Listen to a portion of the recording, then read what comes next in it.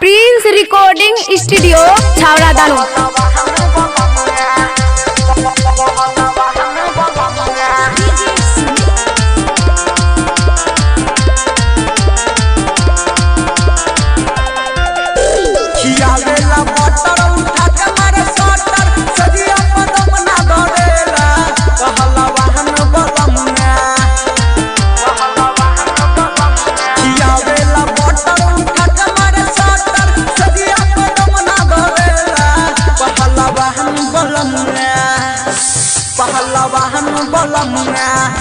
पलंगे परलंग सुन पड़ेला पहला बहन बलमुआ।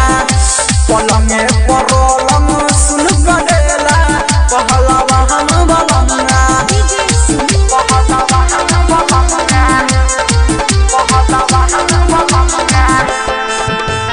प्रिंस रिकॉर्डिंग स्टूडियो छावड़ा दानो।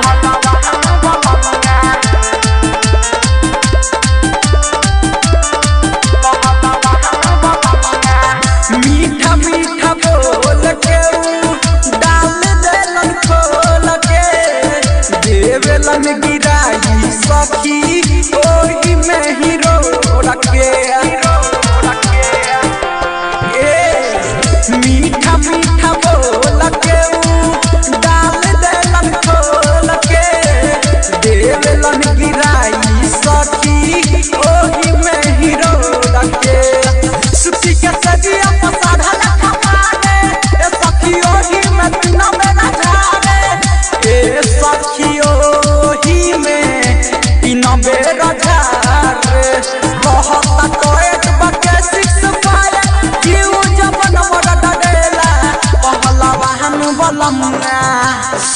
पहला वाहन बलमुआ। पलंगे परलंग सुन गडेला पहला वाहन बलमुआ। पलंगे परलंग सुन गडेला पहला वाहन बलमुआ। पहला वाहन बलमुआ। प्रिंस रिकॉर्डिंग स्टूडियो छावड़ा दानो।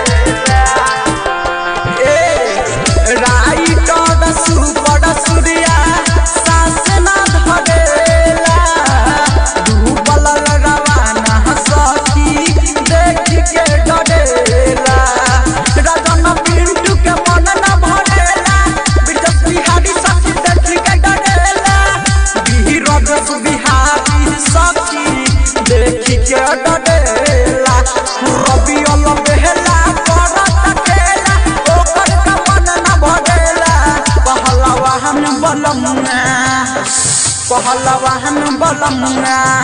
पलंगे परलंग सुन गडेला पहला वाहन बलमुआ। पलंगे परलंग सुन गडेला पहला वाहन बलमुआ। प्रिंस रिकॉर्डिंग स्टूडियो छावड़ा दानो।